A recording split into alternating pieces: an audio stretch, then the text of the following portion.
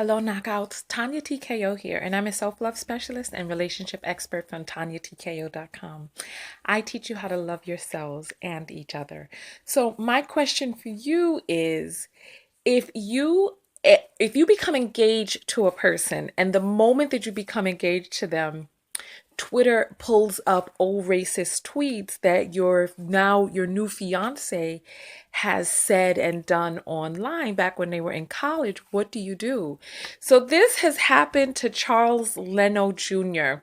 from the Chicago Bears. So basically he proposed to his girlfriend. I'll show you guys the video in a little while of them proposing. As a matter of fact, you know what? Let's show it right now and then we'll read her tweets.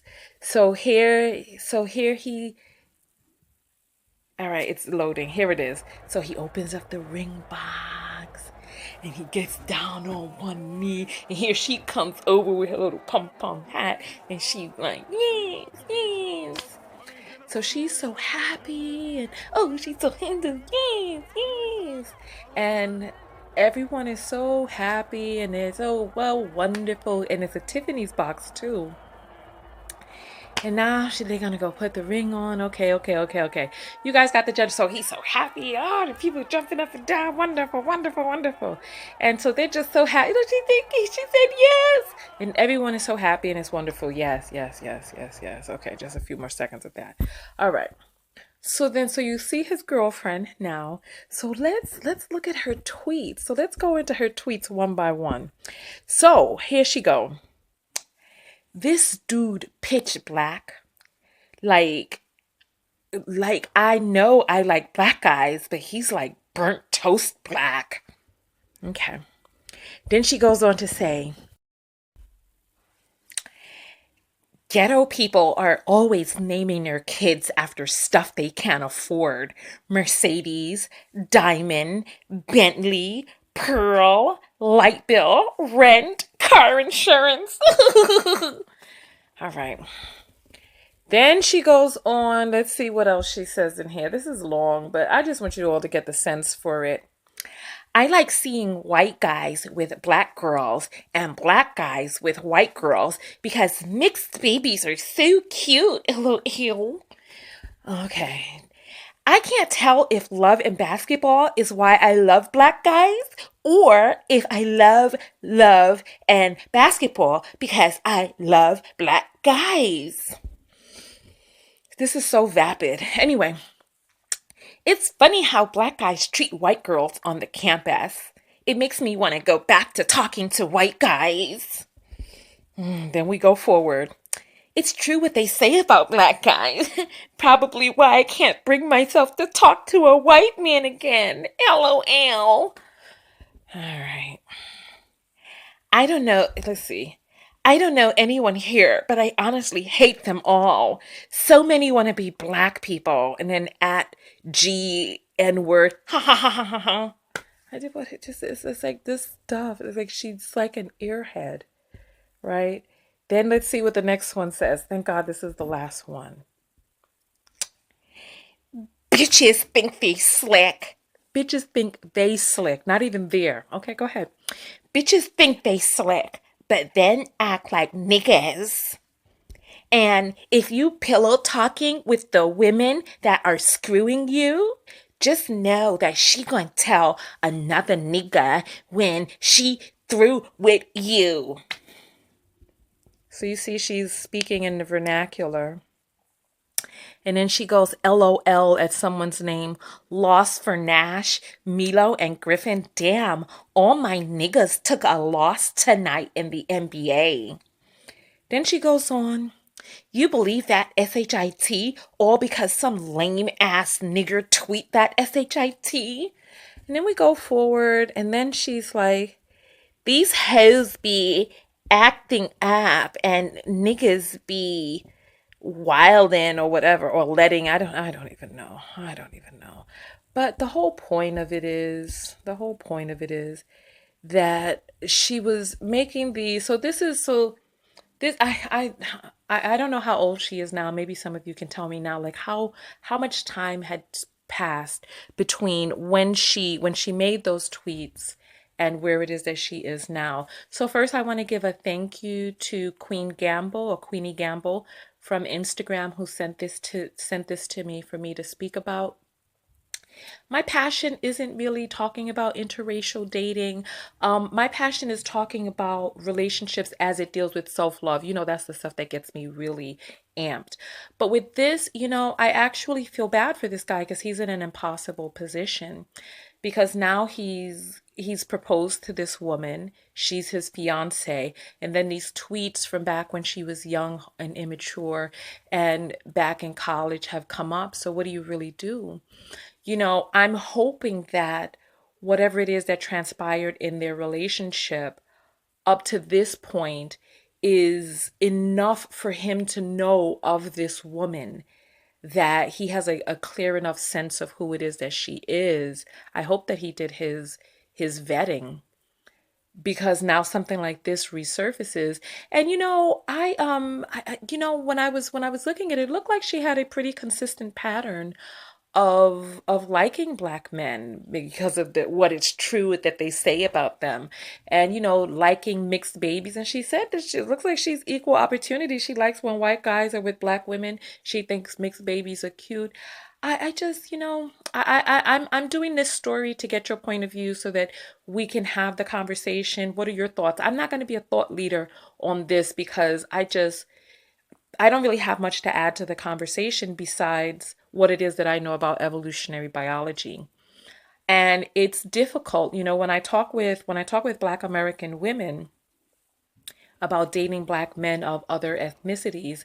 And I tell you all, you really, if you want to, like, black women are the most, I can't think of the homogenous, something along those lines, but we prefer, out of all of the other women, because our phenotype and our genotype is so specific, that we prefer to date and mate with black people. We are the original people. And so, from what it is that I know about evolutionary biology, so I was saying about when it comes to dating, and I was telling you date African, date Caribbean, etc. And I'm like, you really only have what, three choices, or I'd say four choices as a Black American woman. Date a Black American, or westernized Black man from a majority white country like England or the US, or anywhere in Europe, right? Date a Black Latino from a Spanish speaking island or country. Date or a Portuguese, but Black Latino, just, what a Latino is. Well, some of you don't, but that's okay. Date a Black African or date Black Caribbean. And this is one of the things that we're going to come into contact with, one of the things that we're going to butt up against with dating or wanting to mate with men in majority white countries. The thing about men evolutionarily is that they tend to gravitate towards what their society feels is beautiful. So when they live in a majority white country, they are under the umbrella of, I don't want to say white supremacy, but what do you call that? The white standard of beauty. So black women, you're up against a tough battle when it comes to dating men in a majority Caucasian country, because they actually go against the grain to like what it is that they look like if they're a minority. So I don't know. You have situations like this. And the last thing I'm going to say before I jump out of the video is, I personally, from what it is that I know, it's black men who empower these women to speak this way. Because I'm like, okay, so the stuff that she said, so she talked about ghetto people, but ghetto is not synonymous with black. I kind of get the sense from, because black people we come up with very creative names. And she took some slights in there about how ghetto people can't afford car insurance or even pearls. I was like, really? They can't afford really? But what she said could have been a lot worse, because they said that these were racist tweets, right?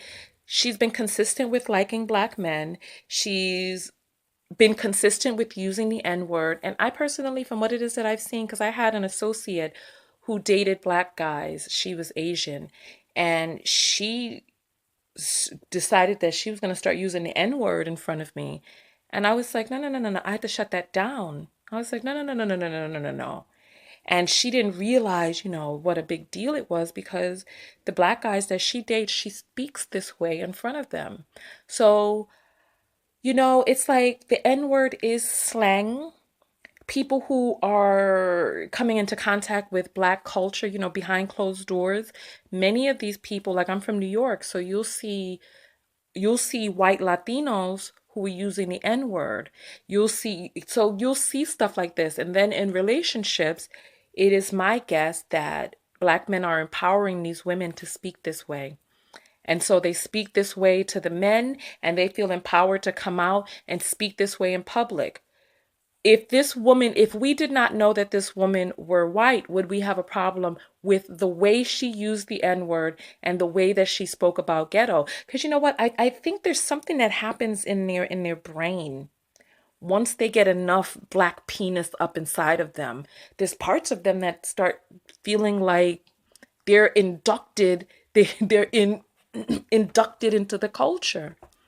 And I'm just like, because this is like I've gotten into arguments with people on Facebook, like women who are in relationship with black men who feel like they can come out and talk about how much their black men love the culture and this, that, and the other. And I'm like, but what you fail to see is you don't know how what he thinks about blackness. I'm like, the mere fact that he's married to you could be indicative of some stuff going on with him internally. But it's like they don't really see, they don't put two and two together. So on that note, I'm gonna get out of here and I'm gonna let you all discuss this in the comments because look, marriage is a big deal. I realized when I first got out of college and I was hanging in Miami, and it was like there were a lot of football players there. And I remember I saw this guy, he was like rushing to get across the room. And I thought he was like, and I saw him, he was like rushing towards me. And I was like, how ladies, how we like to play it cool or smooth. So then I just, kind of just turned and waited for him to, come close so that we could talk. And as he approached me, the man bumped me out of the way. And I was like, what? And then when I turned to look and see, there was this average looking white girl who was behind me, who he had nearly body slammed me to get around to get to this girl. And she was like just real plain, average looking. And I realized from then that, you know what, there's really not much that because I was pretty as I can be. I was young at the time, in full flowery fertility, just bustling with youth and beauty, etc. And it dawned on me then because I'm like, why would he, with the way that I'm looking tonight, why would he bump me out of the way to get to this girl? And it dawned on me, there are a lot of different things that come along with being black. A lot of preconceived notions, a lot of things that he could have gathered about who I was versus who she was, just based on what it is that he thinks about blackness, what he's interacted with in terms of black women or whatever. And I'm gonna be honest with you. When I was in Miami at this time, listen, you want to talk about just free raining it was like raining, you know how they had that song, it's raining men? No, it was raining vagina in Miami. And it's like black women, we can't really get away with the same stuff that white women can get away with because there's this the their weaponized fragility and the cleanliness that they have no matter what it is that they're doing, the same cleanliness that white boys have. When the police see them, they're like, oh, he's benign, he's friendly, he's whatever. So a white girl can do whatever, she can talk like this, she can behave like this, and her innocence and her fragility, it's just blanched and born anew, just wiped clean. All she has to do is just shampoo her hair, take off those ripped up stockings with the mud on her knees, if you know what I'm saying, and just peel the leaves out her hair, wipe the powder off her nose, if you know what I'm saying. And then just go and she's refreshed and brand new, the Madonna. the virgin whore reborn right there before your eyes. And so they can get away with stuff like this. So I can imagine he's in an impossible position because now he's engaged to this woman and these tweets come up. And like I was saying, marriage is a big deal.